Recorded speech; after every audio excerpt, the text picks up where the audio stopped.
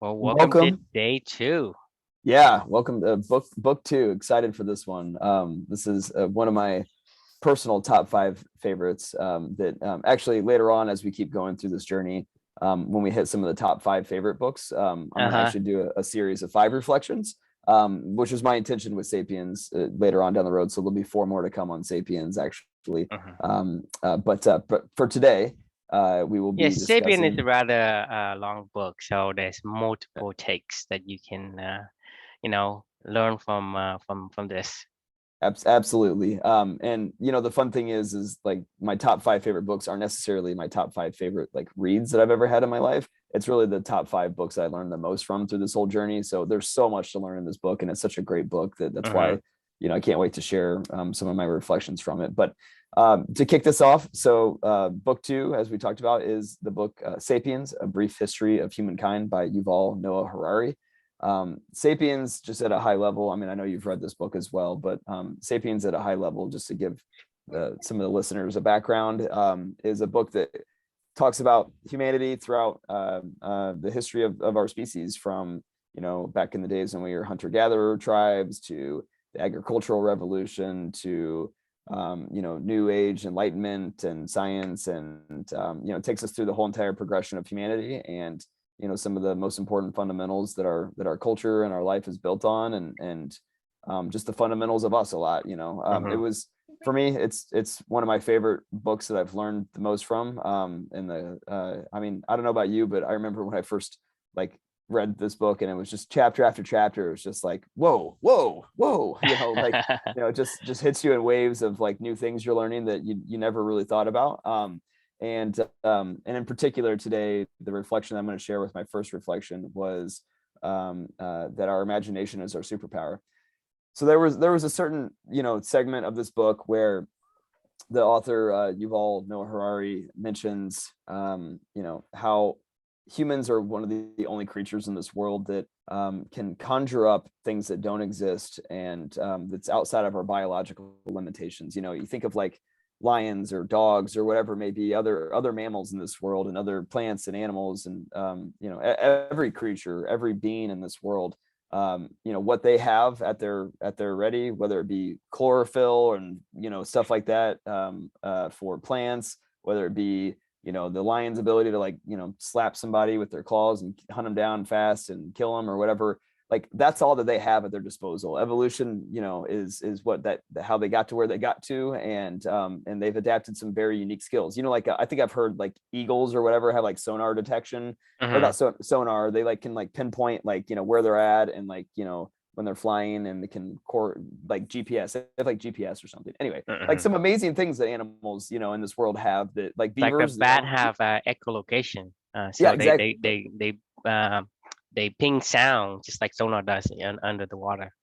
Exactly. I mean, the adaptations of some of these animals over millions and millions of years is truly remarkable.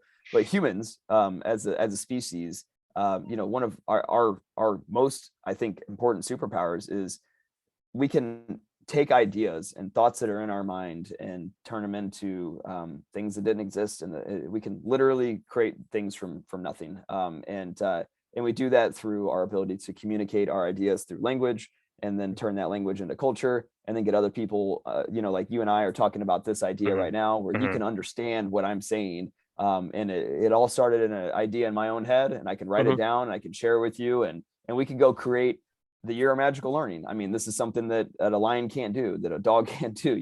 Like it's amazing and beautiful, and it's something really cool that kind of blew my mind, that our imagination truly really is our superpower. So it was something that hit me like a ton of bricks, for myself personally, when at a very vulnerable stage in my own life. This was, once again, this whole journey is after losing my daughter, but it was when I was really searching for kind of purpose, and what is all this about, Uh-huh. and for me it was having that knowledge that if I just use my imagination, I can think about anything I want to think about, and can create some really beautiful things. Help me to start to rethink my life, and help me to start to look at the situation with my daughter a little differently, and it helped me to fight a path forward, where I could like turn that into something positive. So Hmm. that's kind of my reflection and thoughts on my first reflection, I guess, on Sapiens. So yeah, love to get your thoughts. What do you think? I tend to agree. And to me, my takeaway from this reflection is that knowing that, imagination is our superpower. I have tried and I have made myself be aware of that more and use it more than I would have before. And for me, um, what I think of imagination as a superpower, it gives us the ability to adapt. That's going to be different from a another animal, for example. So thinking of an animal where um, the cuckoos, right? And the cuckoo, they will lay eggs in another bird's nest, and then the other birds are actually raising their own the cuckoos as their own, even though the cuckoo's chicks actually pushes the real Right. babies out of the nest, but the animal couldn't help but follow the design of their pre-design. Right. What we have as humanity is we have the ability to go beyond design, because you and I can face a lion and basically you know, obey our instinct and run, or we can stick together and hunt that lion, Oh, that mammoth, or whatever, and build a tribe, and so that's what makes us, the world super, I guess, animal among the animal kingdom. And, yeah. and and to me, that separates us from animals, because we do have the crocodile brains or the reptilian brains or Mhm.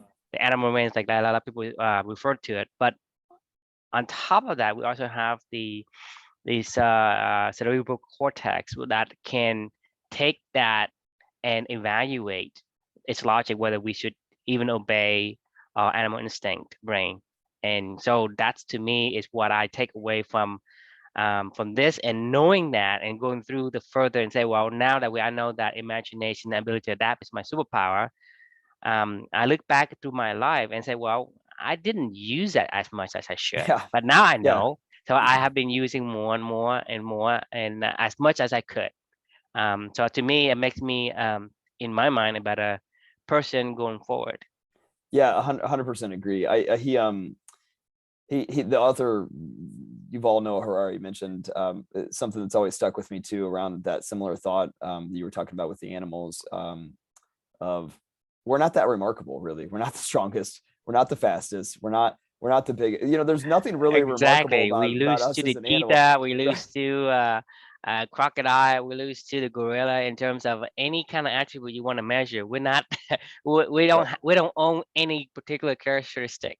Right. But what we do own is this ability to completely see a world that they can't see and to somehow turn that into a reality that they can never Mm, do. And he mentioned in the book too, you know, somehow along the evolutionary, spectrum, as things were stacking up and people were kind of falling in line from, mm, top to bottom. We were like middle of the pack or whatever, and all of a sudden we just leapfrogged everybody, right? yeah, And like that big leapfrog came from our ability to imagine a new world that didn't yeah, exist before. And like everything you look around you, I yeah, see things so differently these days. I look around and I look at the houses and I'm like, man, like, why is each room the way that each room is? yeah, Somebody had to imagine these things. Like, why are the roads the way they are? Why are our cities designed the way that they're designed? Why did we do this? Why did we do that? I mean, all these things just came from an idea from somebody at one point in mm, time that we turned into a reality, and it's pretty remarkable. It's pretty cool. I yeah. mean, that's the only we don't have anything above anybody else other than our ability to see Right. We have something the that doesn't exist. ability Yeah. to override our animal instinct. And Right. so for us, we can, you know, look at fear in the face and triumph over it. If you have an animal instinct, you're going to do what you're designed to do. If you know you're not strong enough, you're gonna run, you're gonna fold, you're Right. gonna belly up and surrender to the alpha male. But as human, we can either follow our animal instinct, or we can overcome it. We can override the design and that's is what make us dangerous, Yeah. And right? I don't know. I don't know And how. the thing is, if we don't think about our superpower and we don't use it enough, we are basically letting our primitive brain controls us. Like we can go work every day, and even though we hate the job, we still do it. But Right. if you start thinking about along the line, if imagination is our superpower, you can think from a different perspective, and you can actually, look at it and say, oh, how can I change it? How can I solve this problem? Right. And Ev- so you have Everything's the ability possible. to do that. The Right. animals don't. Yeah. Everything's possible. Right. Exactly. Um, oh, gosh, he started talking about like religions made up, it's from somebody's imagination, money, our nation states, our everything you look around you, our laws, our corporations, like, I mean, you're like, you started to frame that lens and that new paradigm, and you're like, oh shit, everything is completely just made up, and that's okay. Completely made Like, up. Yeah. like, it's just really cool, like we accept it as our reality. But like, one of the things that along this whole journey that's always been really interesting for me is, and you mentioned this before, when you're when you're young, I don't know, your imagination runs wild, right? Like Yeah. you're constantly thinking about things from a different perspective and asking weird, unique questions and exploring things that you should be exploring. Like, I think as we get older, we start to think we actually know something about this world, and the truth Mhm. is we don't know shit, Yeah. ever. And then that's when our imagination goes away. When you start to think you actually know something that's facts and that's real, that's definitive, Mhm. that's when I think we should be scared, because there really are no experts in this world, because this is all made up anyway. Yes, Yeah. exactly. Yeah. So anyway, it's a unique book. Great book. I would recommend it to anybody. I don't know. I mean, I assume you would feel the same, right? Yes, thumbs up for me too. I mean, Yeah. this book give you kind of take you and make you think about the thing we do and say, why do we do it? Right. And it kind of go into a lot of the history of how we become, and kind of give you a lot of more of evidence of certain things that we just do that it's just beyond the design of the way the animal is designed to behave. Yeah. I think it's important to know us and Yeah. know yourself, know where you came from, and know your species. Yeah. I think it's interesting. So the question we can leave any listener with today is, when was the last time you used your own imagination? Just if it's been a while, I would highly Yeah. encourage you tap into that superpower. If you use it all the time, keep it going. I mean, Yes. I think it's And really whether or important. not you agree with this sentiment or not, I mean, it's Yeah, okay to disagree. We sure. love to hear your thoughts on it. Absolutely. Thank you all. Thanks for Yeah. joining today again, and we'll see you We'll see you tomorrow. next time. Yeah. Yeah.